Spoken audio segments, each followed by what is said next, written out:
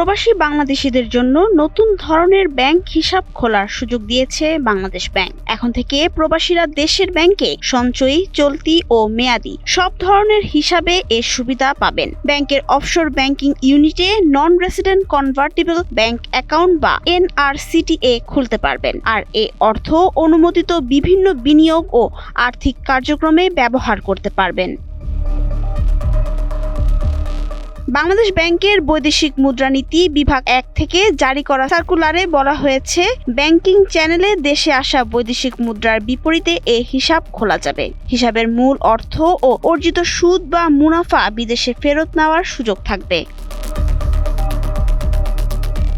বিদেশ থেকে পাঠানো অর্থ টাকা হিসেবে রূপান্তরের পর NRCTA-তে জমা করা যাবে। পাশাপাশি অন্য NRCTA থেকে স্থানান্তরিত অর্থ, সুদ, মুনাফা নির্দিষ্ট শর্তে বিদেশি বিনিয়োগ থেকে প্রত্যাবাসনযোগ্য অর্থ এবং বাংলাদেশি কোম্পানির নতুন শেয়ারে বিনিয়োগের অর্থ ফেরতও জমা করা যাবে।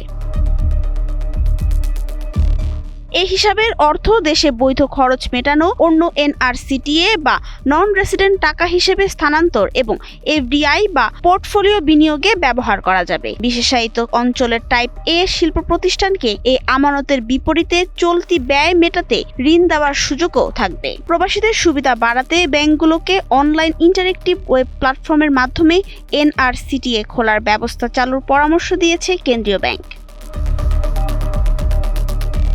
ডেস্ক রিপোর্ট, সময়ের আলো।